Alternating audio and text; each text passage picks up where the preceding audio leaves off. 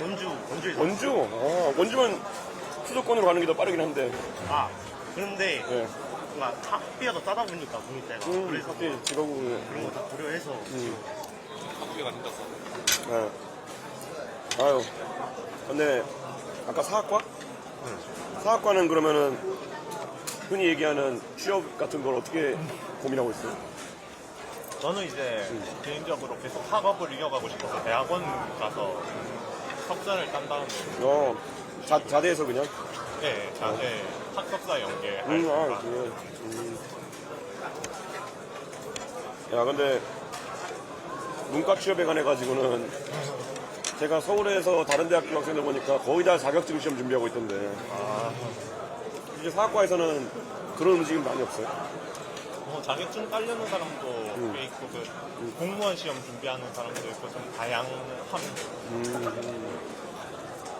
그냥 쉽지 않은 게 또 자격증 시험인데 주변에 막 장수생 이런 사람도 있어요. 장수생 저는 이제 딱히 많이 네. 못 본 것 같습니다. 그렇구나. 네. 아이고. 목이 많이 쉬셨네요. 오늘 여기 대구의 달서구 죽전 내거리에서 엄청나게 떠들고 와가지고. 근데 아침에 오신 거예요? 네, 오늘 새벽에 태직 설차 타고 내려왔는데. 네. 와. 근데 아까 안동이 누구였지? 저희 둘이 안 돕니다. 안동 출신 대통령 후보 나왔는데 어떻게 생각하십니까? 안동에선 다 싫어하더라고요. 안동 다 싫어해요? 안동에서는 다 싫어합니다. 근데 안동 출신 나오면 좀 자부심이 생길 법한데 왜 다 싫어하지? 근데 이번 선거가 대통령 선거 첫 선거들이에요? 대통령 선거 예전에 해본 적 있어요? 저는 저번 어, 지난번에 투표하고 만족스러우셨어요? 그때는 그냥 가기 싫었었는데 이번에는 그러니까 선거 얘기를 좀 해요? 학생들끼리? 좀 많이 계속 한 번씩은 나오는 것 같아요. 뭐 공개적인 회식이나 그런 데도 하진 않고 친한 한 10명, 11명 이렇게 있는 친구들끼리는 근데 주로 어떤 것들을 많이 보려는 것 같아요? 영국 학생들이? 뭐 사실은 그 미래에 대한 걱정이 굉장히 큰 거 같아요. 네. 취직인데 그 나라에서 먹고 살 수 있을까 이 상태로 우리가 애를 어떻게 낳을까 이런 고민들을 좀 하는 것 같아요. 얼마나 합리적인가가 제일 중요한 것 같아요. 얼마나 합리적인가? 전 대통령이 너무나 합리적이 싸주신 분이 근데 이전 대통령은 합리적이지 않은 수준 넘어가지고 그냥 정신 나간 사람이고. 그러니까 그거는 진짜 통계적 오류에 가까운 그런 사람이고. 근데 다들 그러면은 뭐 대구 지역에서 집안에 부모님하고도 정치 관련해서 가끔 얘기하시고 그래요? 근데 확실히 부모 세대랑 젊은 세대랑 다른 게 느껴져요? 좀 많이 다르죠. 많이 다르나요? 네. 어느 정도 저희 부모님 세대들은 이제 민주당 쪽에 대한 애착이 사실 예전부터 쌓여져 있던 분들이 많이 있다 보니까 생각보다 뭐 대구나 부산이라 할지라도 좀 그러신 분들도 있는 것 같아요. 근데 생각보다 그 대화를 해보면 다들 말이 통하긴 하시죠. 부모님이랑 대화를 하면. 아까 부산이라고 그랬죠. 네, 저 부산. 부산은 확실히 노무현 대통령이나 이런 데는 애착이 좀 있나요? 좀 있는 것 같아요. 근데 이제 아버지의 아버지 세대들은 또 반대예요. 그렇겠죠. 네, 그런 식으로 되어 있어요. 안동은 확실히 그런데 좀 다를 것 같은데. 좀 보수적 색채가 네. 좀 있으시긴 한데 저희 아버지 같은 경우에는 이제 좀 그런 정치적 성향이 이제 좀 덜하신 분이기도 하고 그래서 이제 국힘 당원이신데도 이제 윤석열 대통령 별로 안 좋아하시고 그게 정상입니다, 그게. 안동은 어르신들이 방구 안 먹고 성씨 보고 먹어요, 성씨 보고. 권씨김 씨. 네. 이번에 그래서 권오을 전 국회의원님이 이재명 후보 지지선을 하셔가지고 오늘 아침부터 유명해지신 게 꿈에서 게시받았다고 하셔가지고 박정희 대통령이 그 이재명 뽑으라고 했던 꿈에서 게시받으셨다 해가지고 저희 아버지 고등학교 친구신데 뭔가 샤머니즘에 많이 있는 것 같아요.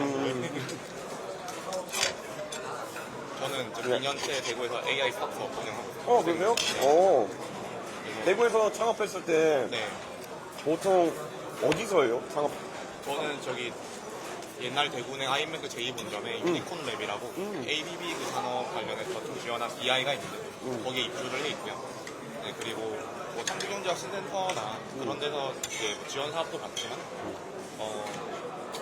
그냥 그 BI 입주해서 이제 사무실에서 저희가 거기서 디스커션 하면서 알게 하고 프로덕트 만드는 것들이 굉장히 좋은 것 같아서 도움을 많이 받고 있고 서울에 비해서 네트워킹이 너무 안 되긴 하는데 너무 안 그 되죠. 대신 인프라는 생각보다 잘 돼 있어요. 오. 그래서 지방에는 그 경쟁자가 많이 없다 보니까 환경 자체는 우리가 열심히만 하고 성장할 수만 있으면 할 수 있는 환경 자체는 잘 설정이 되어 있는데 그 대신 저도 어제 서울 갔거든요. 네. 거의 매주 서울 가서 네트워킹하고 좋은 인재 밀도가 높은 데서 좋은 지식을 받아야만 사실은 저희가 더 발전할 수 있는 건 있는 것 같아요.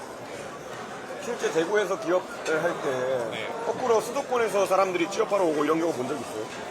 아니요, 그렇진 않고 저는 다 학부생들이 학부생들이어서. 직원들 월급 주는 게 있는데 아, 그렇구나. 근데 이제 사실 좀 고민이 하나 있는 게 저희가 AI 스타트업이면 이제 석학이 좀 필요하거든요. 그래서 저희 코파운더 했던 친구가 이제 석사로 들어갔잖아요. 네. 뭐 지분이나 이런 건 줄 수 있지만 고용보험이 가입이 되어 있으면 네. 그 연구비를 못 받아요. 아, 그래요? 네, 그래서 저희가 4대 보험 가입도 당연히 안 되지만 이사로 등기를 하려고 해도 오. 고용보험을 가입을 해야 돼요. 근데 그것도 못 하는 거예요. 그래서 사실은 저희가 미국에 태핑하려고 YC나 500km 이런 데 하려고 해도 안 되고 그냥 야, 코파운더 이건 되게 중요한 거다. 적어놔야겠다, 이거는. 그리고 한국에서도 너네 이사로 코파운드로 넣으면 났는데 그 이사도 등기 안 돼 있고 안 되면은 우리가 어떻게 믿어? 그런데 그렇겠지. 국내 정부 지원 학도 안 돼. 근데 사실은 학사 과정을 하는 친구들이랑 저희가 액티브하게 맞아, 굉장히 좋은 아이디어나 포워드 모멘텀을 많이 얻을 수 있다고 생각을 하기 때문에 그런 좀 당연히 뭔가 연구비나 이런 것들을 공정하게 집행하기 위해서 좋은 기계들이 만들어졌겠지만 이게 좀 성장에 좀 영향이 있을 정도, 팀을 꾸리는 데 좀 영향이 있을 정도로가 되는 그렇네. 부분이 있어서 조금의 고민이 있어요. 이건 되게 중요한 얘기다. 그래서 그냥 말이 안 되는 것 같은데. 주식 양수도 계약서 쓰고 그냥 풀타임으로 나중에 합류할 때 주식 주는 걸로 저희 내부적으로는 합의를 했는데 사실은 정부 지원 사업 할 때는 너네 들어가야지. 못 믿겠는데 이렇게 되는 거죠. 그래서 좀 대출금으로만 생활하고 있어요. 건축 쪽은 보통 취업을 어디로 해요? 네? 건축 쪽은 보통 취업을 어디로 하려고 해요? 시합 보통 건축사 하려고 하죠. 건축사? 아, 전문직 건축사? 잘안 되면 그냥 다른 길로. 아니, 근데 전문적으로 공부한 다음에 다른 게 갈 수 있는 데가 많지 않을 거지. 그걸 살려가 가야 될 텐데. 아이고. 근데 그런 건축사 같은 자리도 대구에서 일할 곳이 좀 많아요? 건축사는 그냥 그래도 전문직이라 하면은 아무 데서나 해도 되거든요. 그렇구나. 되기가 힘들어요. 근데 제가 대구에서 옛날에 어디더라? KOG인가? 게임회사 한번 가본 적 있거든요. 네, 코드. KOG 가봤는데 거기에 가봤는데 좀 놀랐어요. 어떻게 대구에서 게임회사 할 수 있지? 이런 생각이 들 정도로. 왜냐면 인재나 이런 사람들이 수도권에 올라가려고 하는 상황에 대구에서 그런 좋은 기업을 유지하고 있다는 게 대단한 느꼈거든요. 근데 저도 놀란 게 대구 TP나 여기 더 메타버스나 AR, VR 이런 개발 보트캠프를 하는데 네. 그 수준이 굉장히 높아요. 그러니까 연사분들이 높은 분들 뭔지 모르겠는데 네. 근데 이제 거기 있다가 사실은 솔직하게 말하면 그러다가 나중에 경력직으로 서울로 가시죠. 아, 근데 여전히 이제 대구에서 개발자들이 많이 성장할 수 있는 커뮤니티나 근데 그것보다는 그냥 다들 자기네들끼리 알아서 많이 열심히 해서 성장해오고 저희도 뭔가 SI를 수주를 하거나 아니면 개발자가 필요할 때 학교를 잘 살펴보면 좀 잘하는 분들이 많아가지고 그냥 그래서 저희 회사는 그렇게 브랜딩하고 있어요. 우리 회사 붙이면 판교로 갈 수 있어요. 그래서 대구에서 인계 양성 임금 수준은 어느 정도 차이 나는 것 같아요? 판교랑? 사실은 많이 못 주죠. 솔직하게 말하면. 왜냐면 똑같은 소프트웨어 프로젝트를 받아도 그냥 대구에 있는 그 수주를 맡기시는 분들이나 서울에 있는 수주를 맡기시는 분의 생각하는 예산도 다르고 그 다음에 인건비도 많이 나고 실제로 옛날에 제가 대구에서 제 아는 동생이 하나 경북대 컴과 나와가지고 저희 회사에 취업시켜가지고 일 시키다가 지금은 그 친구가 카카오 가서 한 1억 넘게 받는 친구 있어요. 근데 진짜 좋은 인재들이 많은 것 같은데 창업 기회나 이런 것들 아니면 실제 큰 회사 경험할 기회가 너무 없어가지고. 맞아요. 저도 그걸 너무 느끼고 싶어서 사실은 이직을 해야 되나?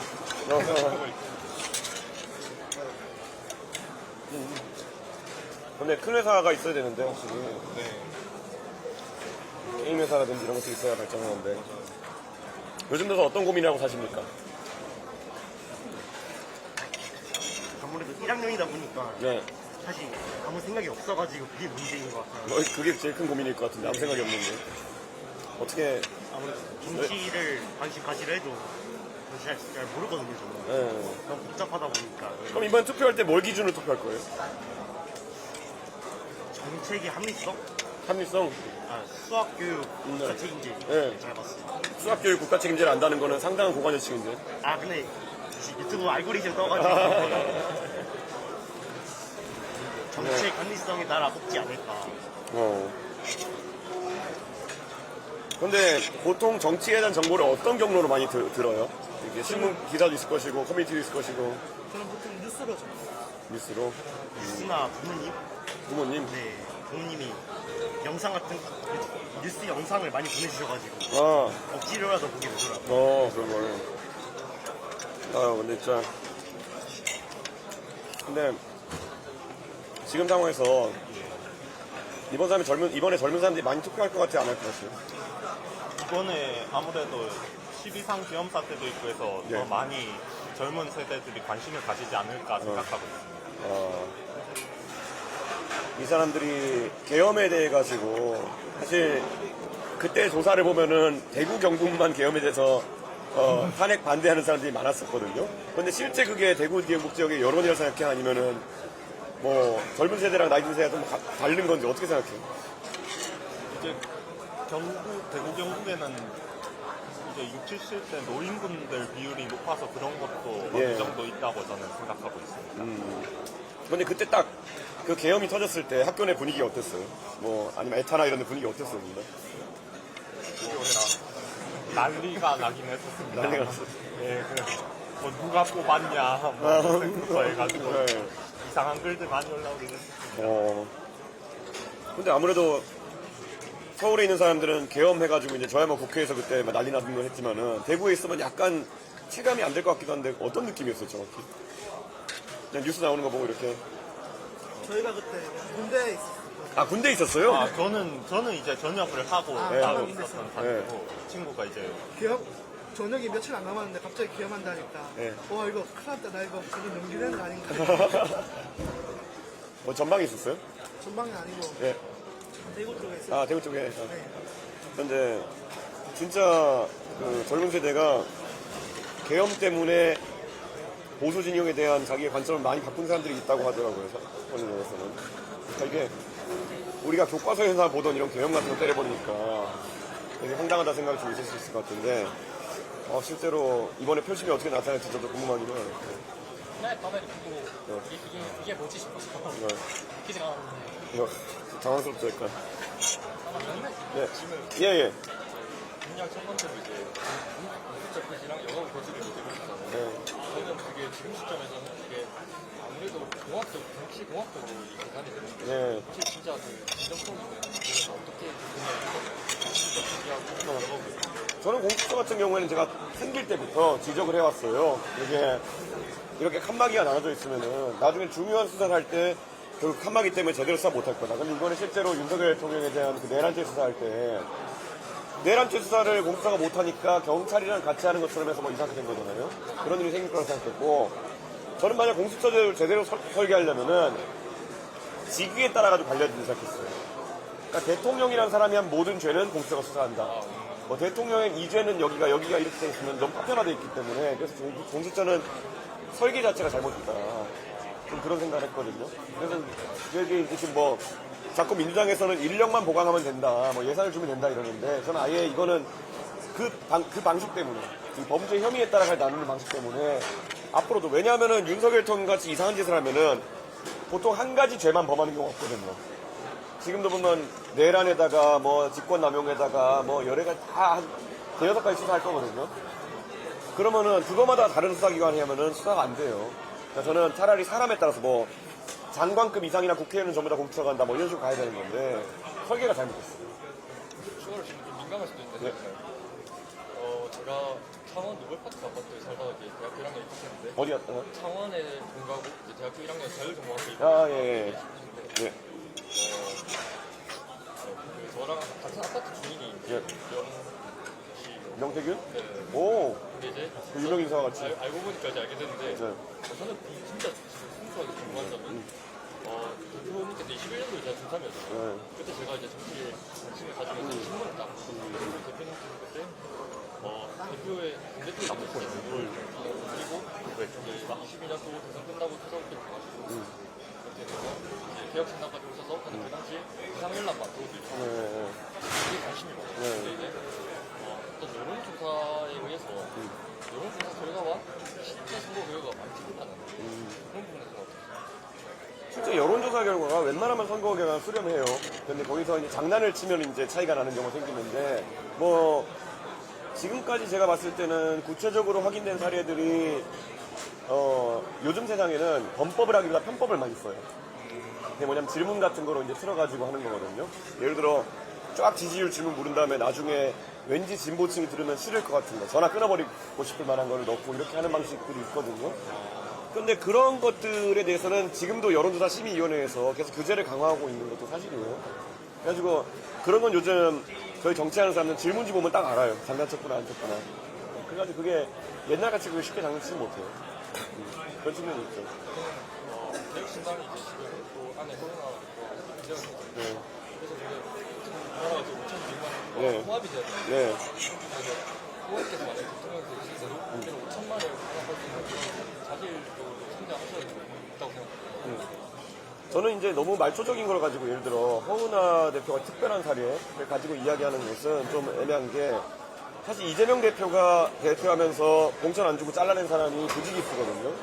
근데 허은하 대표는 제가 자른 것도 아니고 당원들이 이제 다시 투표로서 이제 대표직 그만하게 한 건데, 그분이 사실 지금 선거 국면이다 보니까 상대 진영에서 그분을 활용해가지고 기사 자꾸 내서 그렇지, 개혁신당 내에서는 그분과 함께하는 뜻을 같이 하는 분들이 많지가 않았어요. 그러니까 뭐 내용이 있는 것처럼 말하는데, 그분이 탈당하실 때 30명 정도 된 당원이랑 함께 하셨다고 하는데 9만 명 중에 30명 정도다라고 생각하면 될 거고, 이거 하나는 우리가 예를 들어 민주당에서 누가 30명이 탈당하면 기사를 써주느냐 뭐 그런 건데, 약간 좀 선거 국면이다 보니까 상대 세력에서 뭐 그런 얘기를 많이 하는데, 개혁신당의 어떤 구성원도 그게 내홍이라는 단어를 붙일 정도라고 생각하지 않는 거죠. 네. 이거는, 그리고 뭐 제 입장을 봤을 때 제가 국민의힘 대표할 때 국민의힘 떠난다고 한 사람 없거든요. 네. 그러니까 이거는 작은 당에서 구조적으로 반복되는 문제이긴 해요. 옛날에 유승민 의원도 안철수 의원도 비슷하게 겪었던 문제고, 이건 나중에 또 중소기업을 해보시면 또 느끼는 문제이긴 합니다. 네. 이게 사장이나 경영하는 사람이 잘못이 아니라 뭐 그런 부분이 있을 수도 있겠지만은, 보통은 더 나은 기회를 찾아서 큰 곳으로 옮기려고 하는 사람들이나, 아니면은 오히려 그래서 안에서 회사가 작으면은 개개인의 목소리가 하나의 사이즈가 커지거든요. 그럼 이걸 바탕으로 해서 이제 완장질하는 사람도 있죠, 약간. 그래서. 그래서 그 궁금한 점은 이제 체가 이제 1,500만 원이잖아요. 네. 이런 거를 경제적으로 어떻게 생각하시지? 아무래도 그런 게 경제학 네. 궁금하시죠? 저는 부채가 항상 문제가 아니라, 우리가 항상 GDP 대비 부채 비율을 보잖아요. 부채가 문제라기보다는 성장을 안 하는 것이 문제다, 이런 생각을 해요. 지금까지는 성장을 하기 때문에 부채가 늘어도 비율은 유지됐던 것인데, 지금 성장이 정체되어 있는 건데, 저는 그래서 더더욱 지금 어디에 투자하냐가 중요한 거거든요. 우리가 같은 돈이 10조가 있다 이렇게 쳤을 때, 이재명 후보 같은 경우에는 최근에 발표한 것만 해도 뭐 농어민을 위해 가지고 기본소득 비슷한 걸 주겠다. 근데 이게 예산 추계한 거 보니까 10조를 넘길 수 있다 이런 얘기가 나와요, 매년. 근데 이 정도 돈이면은, 뒤집어 말하면은 전국의 직업국의 등록금을 무료할 수도 있어요. 무료하고 남죠. 전국의 모든 대학생 등록금 합치면 한 15조 이렇게 될 거거든요. 그러니까 제가 봤을 때는, 저는 이제 조금이라도 돈이 있으면 미래에 투자하자고 주장하는 스타일이고, 이재명 후보는 지금 농업인이면 거의 60대, 70대 이런 분일 텐데, 그분들이 자기들에게 표를 안 줄 거라 생각하니까 그분들에게 지금 매표를 하겠다는 취지로는 받아들이거든요. 그래서 이거는 저는 미래를 바라보고 어디에 투자할까의 문제인데, 예를 들어서 아까도 뭐 창업하는 사람들 같은 경우에도, 지금 뭐 저는 대학원생이나 이런 사람들도 창업을 할 여유가 있어야 된다 생각하거든요. 그럼 지금 우리나라는 대학원생들에게 지급하는 보통 생활비랑 스타이펜드라고 하는 것도 굉장히 적어요. 100만 원 남짓한 돈을 지급하는 경우도 있고, 그런데 제가 있던 미국의 보스턴 같은 경우에는 지금 스타이펜드로 거의 한 6천만 원, 8천만 원 정도 지급하는 것들도 있어요. 그러니까 연구에 집중할 수 있게 하는 그런 것들. 저는 이런데 예산이 집중됐을 때 오히려 이공계열의 이런 연구 성과나 이런 건 확 올라갈 수 있다 보거든요. 저는 그래서 그런 쪽에 돈이 들어가야 된다고 입장인데, 그러니까 이재명 후보는 선명하게 앞으로 정치를 오래 하실 기간이 안 남아있기 때문에 5년, 10년 내로 승부를 봐야 되는 거죠, 이재명 후보님은. 그러니까 관점이 다르죠. 그래서 원래 정치라는 것이 예산과 입법으로 보여줘야 되는 것이거든요. 예산으로 어느 쪽으로 돈이 가게 하느냐, 그리고 입법으로 어떻게 무엇을 진행하고 규제하느냐 이런 것인데, 이재명 후보님은 선명하게 빨리 해결보자, 빨리 대통령이 되는 길로 가자 이렇게 해서 해결보자는 거. 저는 매표보다는 오히려 나중에 20, 30년 뒤에 대한민국이 어떻게 이제 성장할 것이냐는 고민을 하는 거예요. 황 의원님께서 23년도 말에 총선 투표를 포기하시면서 공천을 포기할 수 있는 결국에 되게 선거법이었어요. 네. 유승민 의원도 제가 얼마 전에 보여드렸고 선거법 개정 진짜 중성적이처럼 해야지 여기 지역별로 지금 뭐 영남권에 안 되고 그런 것들 좀 없앨 수가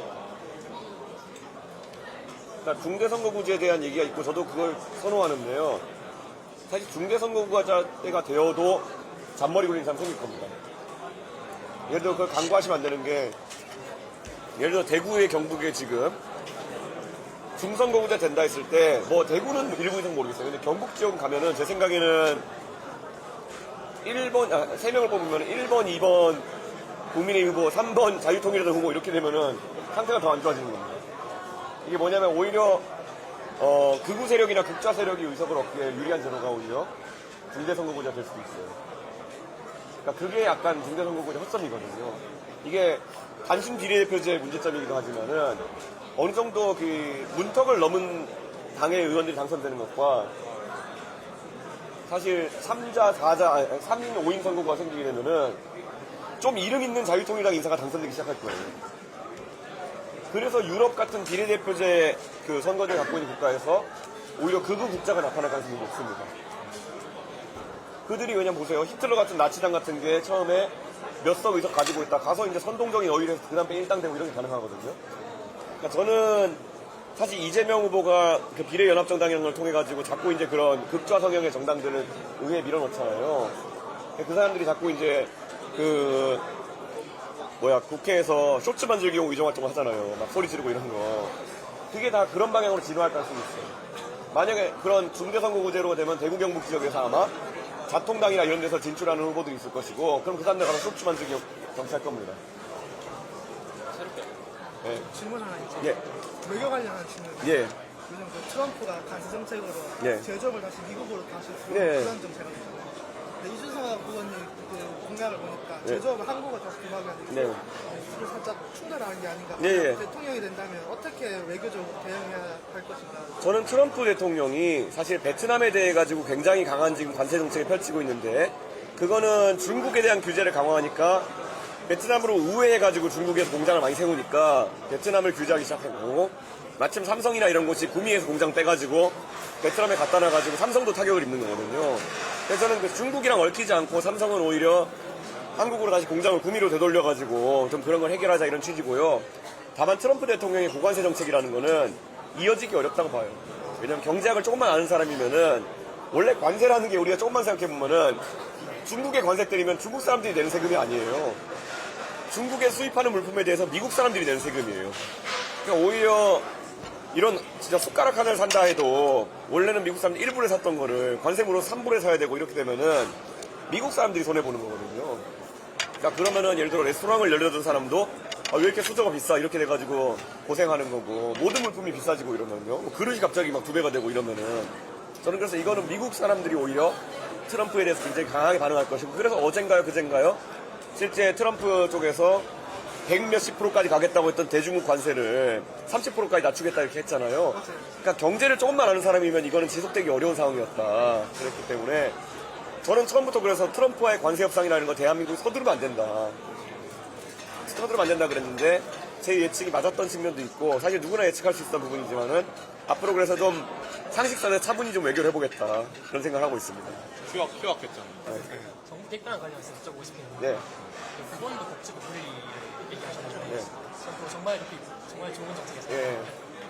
기존의 보건복지부는 복지에 초점이 맞춰져 있습니다. 그렇죠. 예. 새롭게 보건부를 독립시키면 보건부를 어떻게 구성하실 건지에 대해서 계획이 있으신지 궁금합니다. 실제로 보건부 같은 경우에는 예를 들어 지금 제가 장관을 누구 하겠다 이렇게 얘기하면은 그거는 선거법에 걸립니다. 내가 매수하는 게 돼가지고. 적어도 제 입장에서는 의료 전문가가 보건부를 맡아야 된다라는 생각을 해요. 지금까지는 보건복지부가 복지가 갈수록 커지면서 복지 전문가, 즉 기재부 관료 출신들이 와가지고 장관과 1차관을 하는 문화가 있거든요. 그러다 보니까 의료를 자꾸 효율의 문제로 보는 거예요. 그래가지고 어떻게 해야 사람을 살릴 수 있느냐, 그리고 어떻게 해야 의료 시스템에 있어가지고 정말 필수 진료를 살릴 수 있을 것이냐 이런 고민이 돼야 되는데 어떻게 하면 예산을 줄 이런 얘기만 하는 거예요. 저는 그래서 제가 최근에 국군 대전병원에 가가지고 이국정 교수님도 뵙고 왔고 이국정 병원장님이 정말 그 필수 의료에 대해 가지고 응급의료에 대해서 정말 많은 말씀을 주셨거든요. 그런 것도 반영하고 또 우리 이주영 의원님 같은 경우에는 마찬가지 TK 출신으로서 의사 국회의원으로서 열심히 하고 있는데 이국종, 이주영 이런 분들이 현장의 목소리를 생생하게 전달해서 안을 짜고 실제로 그런 분들이 정부에서도 활동할 수 있게 저는 그렇게 할 생각이다 이렇게 말씀드립니다. 이수영 의원님께서 말씀하신 것 중에 정말 인상 깊었던 게 의사의 자율이 환자의 자유, 네. 의사의 용기가 환자의 안정이다 네. 말씀하셨어요. 네. 이런 부분에서 되게 생각해 볼 필요가 있다고 생각하는 게 과연 현재의 의료 시스템이 의사가 정말 자율적으로 환자에 치료할 수 있느냐, 용기로 인해서 치료 방법을 정할 수 있느냐 라는 질문이 생겨요. 이런 부분에서 여러 가지 사법적 예측도 있고 제대로 된 수가 문제도 있고 이런 부분에서 의사가 제대로 환자에 치료할 수 있는 환경을 만드는 데에 대해서 혹시 저는 이렇게 생각해요. 저는 의사 중에 단 한 명도 사람을 죽이고 싶거나 사람을 살리지 않고 싶은 의사는 없을 것이다. 근데 우리는 의료 분쟁과 같은 상황 속에서도 의사를 의심하는 것이 하나 일반적인 문화처럼 돼버렸어요. 정말 의과대학을 진학할 정도로 어려운 공부 과정을 거쳤고 그를 통해 가지고 의사라는 전문 자격증을 받은 사람 정도면은 거기서 본인이 가벼운 장난을 통해 가지고 본인의 커리어를 날리고 싶은 사람은 없을 거예요. 다들 그 상황에서 최선의 의료 행위를 하고 싶을 것인데 일부 일탈하는 의사들 때문에 그런 선의를 의심하는 경우가 생기게 되면은 사실 의료인들은 위축될 수밖에 없는 것이거든요. 그래서 저는 사실 의료인에 대한 처벌이나 이런 것들이 최근에 문제되고 있는데 그런 거는 면책이 돼야 된다 이런 생각을 하고 있고요. 실제로 그 서울의 이대병원에서 그 사망 사건 이렇게 발생하고 이러면서 전공의들과 교수님들이 처벌될 위기에 처했었다가 이제 무죄가 났는데 저는 그런 사건들 하나하나가 의료인들의 적극적 의료 행위를 방해할 수 있다 그런 생각이 들거든요. 예를 들어 나에게 내가 적당히 치료해가지고 사람이 돌아가시는 것과 내가 정말 의술을 통해가지고 마지막 승부를 걸어가지고 5%의 확률로 뭔가 해볼 수 있는 선택이 있다. 그랬을 때 저는 의사들이 전혀 개의치 않고 이 사람을 살릴 확률을 보고 갔으면 좋겠어요.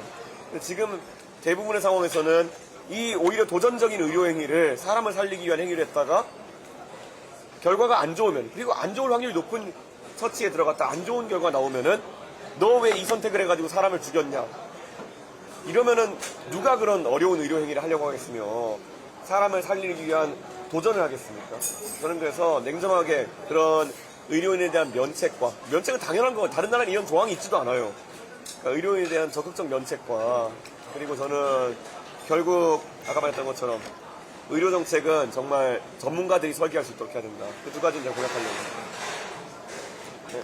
저 개인적인 질문 부모님, 저는 이제 모든 국민들이 각각 이제 작고 큰 위기들을 인생에서 맞이한다고 생각하는데 부모님께서 저번 당대표 시절 이제 허위 사실로 인해서 네. 이제 큰 위기를 맞으시고 지금 뭐 제가 볼 때는 성공적으로 네. 극복을 하셔서 이제 대선 후보까지 되셨다고 생각하는데 부모님께서 이제 청년들에게 이제 앞으로 있을 위기를 맡게 되었을 때 이제 어떤 자세로 이제 어떤 정신을 가지고 헤쳐나갔으면 좋겠는지. 저는 이런 생각을 해요. 결국에는 사필 규정이라고 저에게 이상한 의혹을 제기했던 사람들이 스스로의 각자 일로 고생을 하고 계시거든요. 그러니까 저는 그런 거야말로 뭐 어떤 카르마 같은 게 있다는 생각 들긴 하지만 한편으로는 제 스스로가 떳떳한 게 첫 번째요. 두 번째로는 앞으로 여러분도 이런 좋은 대학교에서 공부하면서 앞으로 사회 엘리트층으로 성장할 가능성이 높은데 그 과정에서 여러 종류의 위기를 경험하게 될 것인데 정말 지나고 나면 별일 아니다라는 생각이 많이 들 거예요. 네. 그래가지고 뭐 대학교 시절을 살고 또 젊은 시절을 살다 보면은 뭐 당연히 학업에 대한 고민, 연애에 대한 고민, 나보다 앞서 나가는 친구에 대한 고민, 뭐 부모님과 나의 가치관의 차이 여러 가지 문제들이 존재할 텐데요. 결국에는 그런 뭐랄까 중간중간의 굴곡들이 나중에 내가 어느 지점에 도달했을 때 나를 특별하게 만드는 힘이다. 이런 생각을 하는 거죠. 면역이라는 게 생기는 거거든요. 네. 이준석에 대해서 처음에 막 이런저런 학력이죠부터 욕제기하고 이렇게 했던 사람들 많지만은 그 사람들이 저에 대해서 했던 너무나도 허무맹랑한 얘기들 때문에 지금은 웬만한 얘기를 저에 대해서 해도 사람들이 아 그래 이준석이는 항상 음해하고 모략하는 세력이 있지 이렇게 받아들이고 넘어가는 거거든요. 저는 마찬가지로 여러분이 겪게 될 위험이라는 것도 여러분을 더 강하게 할 것이다. 그런 생각을 하는 거죠. 그리고 정말 여러분이 여러분같이 지금 이렇게 좋은 대학교에서 이미 공부하고 있는 학생들이라 그러면은 이미 여러분은 웬만한 위기를 돌파할 수 있는 능력이 있는 사람들이라고 생각해요. 네. 자꾸 상대적으로 보다 보니까 내 주변과 비교했을 때 내가 조금 덜 뒤처지는 것 같고 내가 조금 덜 행복한 것 같고 이런 일이 생긴다고 해서 전혀 버릴 필요가 없다. 네. 여러분은 지금 이 시점으로서 대한민국 상위 10%입니다. 행복함으로 인해서. 네. 그걸 꼭 느꼈으면 좋겠어요. 제가 하나 더 여쭤보고 싶은 게 있는데 저 아까 그 말했던 그 연구비랑 비슷하게 약간 규제에 관련된 질문을 드리고 싶은데요. 제가 지금 법인으로 중진공에서 1억 대출을 네. 그게 청년 고정금리가 2.5%밖에 안 돼요. 네. 그래서 굉장히 좋은 네. 제도라 생각을 하는데 1억이 한도예요? 아니요 한도는 2억까지인 걸 알고 있어요. 저희가 필요한 게 이런 문제는 세금계 단서가 4대 보험이 있는 인건비가 아니면 집행을 못해요. 그러니까 현금 영수증은 적격 증빙임에도 불구하고 집행을 못하는 경우가 생기는데 그래서 저는 중대에서 모은 주식 다 팔아서 가슴으로 1,000만 원 넣어놓고 운영을 하고 있거든요. 1억을 대출을 받았는데 그러면 현금 영수 보통 지출하니까 어떤 거라고 보면 되죠? 뭐 법인카드로 결제를 한다든지 예를 들어 저 같은 경우는 AI 캐릭터 생성 지브리풍이나 지리풍을 챗GPT보다 빠르고 퀄리티 좋게 그렇죠. 만들고 있는데요. 그 네커 사진관을 운영할 때는 소모품비라든지 아니면은 그게 아니라 프리랜서를 고용할 때는 3.3% 원천대수만 하고 지출을 하는데 4대 보험 가입이 안 되면 지출이 안 되게 돼 있습니다. 그래서 저는 잔금을 받을 딸을 많이 나왔는데 대출금을 집행을 못하니까 주식을 팔아서 가속으로 넣어놓고 그런 경우가 생겨서 그 부분에 대해서 좀 고민은 하는데 사실은 제 입장에서는 그렇지만 사실은 그런 규제를 만드는 거에는 되게 여러 가지 악용 사례도 있었을 것이고 또 그거에 대한 고민들을 되게 많이 했을 것인데 후보님께서는 규제랑 그 성장 중에서 어떻게 밸런스를 맞춰서 정책을 짜시려고 하시는지 저는 규제는 싹 풀어야 된다 얘기하고 있고 네. 사실 그런 뭐 사실 왜 있는지 모르는 규제가 많죠. 아까 말한 것처럼 자금에 대한 규제나 이런 것들도 돈을 줬으면 믿어야지 그걸 너무 엄격하게 통제한다든지 이런 것들도 좀 힘들다 생각하고 사업 아이템이 있어가지고 저희는 규제 기준 국가제라는 걸 통해가지고 사실 실리콘밸리에 살 수 있는 사업이면 다 한국에 살 수 있는 된다. 뭐 이런 정도의 규제 완화를 얘기하고 있거든요. 그래서 저희는 화끈하게 풀 겁니다. 네. 뭐 제가 이제 생명공학 이런 것만 봐도요, 우리가 있는 황우석 사태 겪으면서 너무 엄격하게 통제하고 있는데, 일반 대중은 이 과학기술 분야에서 규제라는 것이 꼭 합리적으로 필수적으로 존재한다 생각하고, 만약에 생명공학에서, 아니 유전공학에서 우리가 규제를 풀면은 모든 과학자들이 막 아인슈타인 머리하고 가가지고 키메라 같은 거 만들 거라고 생각해가지고 반대하는 경우가 있는데요. 사실은 그런 게 아니거든요. 뭐 난임 치료라든지 아니면 꼭 필요한 분야에 있어서 연구하는 데 있어서 규제 풀고 해야 되는 건데 마찬가지로 AI나 이런 연구에 있어서도 사실 윤리 문제 같은 게 대동할 수 있겠지만은 사실 필요한 연구들이거든요. 저는 그런 걸 싹 풀어야 된다고 생각합니다. 요 얘기 조금 더 가고 싶은데요. 얼마 전에 KBS에서 당연 지정제도 얘기해 주시고 그런 거 잘 보고 있었는데 우리가 2000년부터 단위 권고를 선언하면서 여러 많은 사람들이 요일타에 보기도 했지만 문제도 생겼잖아요. 그러니까 이게 예를 들어서 당연 지정제도 결정해 있고 그러니까 예를 들어서 이제는 더 이상 이 권고 시스템이 더 이상 버티지 못하고 이제는 완전히 새로운 압도적으로 새로운 그런 이런 시스템을 만들어내야 할 텐데 그런 부분에 대해서 어떤 비전을 가지고 계신지. 저는 우선 건강보험제도가 지금 상당히 급여로 의료 행위에 대한 과학적 검증이 안 된 의료 행위들에 너무 많은 돈이 나가고 있다라는 생각을 해요. 그래가지고 그거는 거의 복지성으로 나가고 있는 부분이 있거든요. 저는 그런 부분 확 줄여야 된다고 생각하고요. 문재인 대통령이 문재인 케어 하면서 너무나도 고급 의료 서비스를 급여화해가지고 지금 사실 건보 재정이 빵꾸나고 있다 이런 얘기를 해야 되고요. 한편으로는 정말 이해 안 가는 의료보험 수급 행태가들이 발생하고 있는 게 1년이 365일이잖아요. 근데 1년에 366번 이상 병원 가는 사람들이 몇천 명 있어요. 근데 이런 것들 전부 다 이제는 잡아내기 시작해야 되는 거거든요. 저는 정말 의료보험 체계는 그런 도덕적 해이를 다 잡아내면서 우리가 개선해 나가는 것 첫 번째고, 두 번째는 급여와 비급여가 혼재된 치료의 경우 지금은 이제 규제가 되기 시작하고 있거든요. 근데 이것도 사실 의사의 진료에 있어가지고 꼭 필요한 행위들을 하지 못하게 하는 효과가 지금 나오고 있거든요. 저는 이런데 좀 자유도를 좀 부여해야 되는 것이 아닌가 그런 생각을 하고 있습니다. 아까 그러니까 무제한적인 의료기관 방문, 예를 들어서 OECD 같은 경우에는 OECD 평균에서는 1년간 평균 의료기관 방문 횟수가 약 607회 정도인데 우리나라는 17회, 18회 정도로 압도적인 1등을 달리고 있는데 17회면 다행이지 366회도 있다니까요. 이게 국민들한테 무제한적인 의료기관 이용을 용인하면서 모든 책임은 의료인들한테 지는 것 같아요. 그러니까 예를 들어서 1차 의료를 담당하고 있는 개원과 같은 경우에는 그걸 만들고 개원을 하고 그에 대한 모든 리스크는 의료진한테 있는데 그거에 대한 책임 역시나 모든 걸 의료진한테 지고 맞아요. 네. 특히 개원이들 같은 경우에는 모든 종류의 위협과 사고, 고소고발에 노출되어 있고 사실 큰 병원에 있으면 이제 사실 법무팀이라도 대응을 해줄 수 있는 것이지 그게 너무 리스크가 크다는 것도 첫 번째고요. 그러면서도 또 동시에 건강보험이라는 당연지정제를 하고 있고. 거기에 적혀 있는데 대체적으로 저희가 공공의료라고 생각하는 영국이나 프랑스 같은 경우에도 이렇게 의료진을 언급하잖아요. 예를 들어서 프랑스 같은 경우에도 절반 정도는 이제 민간의료에 맡기고 있고 그 수가 이상으로 국가 지정한 수가 이상으로 받는 걸 규제하지 않아요. 이런 부분에 대해서도 좀 당연히 저는 앞으로 의료에 있어가지고 당연히 의료 민영화라는 얘기를 들으면 국민들이 되게 싫어하고 또 우려가 있으니까 그걸 얘기하자는 것이 아니라 저는 의료인의 여러 가지 그 건강보험 당연지정대로 묶여있는 여러 가지 사람을 살리기 위한 부가적인 행동들은 다 풀어줘야 된다라는 생각을 하고 있고 이런 생각이 들어요. 그 수가가 사실 어느 정도 고도화된 의료 행위에 대해 가지고는 조금 다르게 적용될 수 있다는 생각을 하거든요. 예를 들어서 지금 지방에 있는 의료기관에 암 수술을 받는 비용과 서울에 훨씬 고가의 장비를 사용하고 뭐 더 좋은 시설이 있다고 하는 곳에 암 수술을 받는 비용이 수가를 통해서 각계 책정돼 있으면은 그게 바로 서울로의 의료 쏠림을 야기할 수 있는 부분이 있는 거거든요.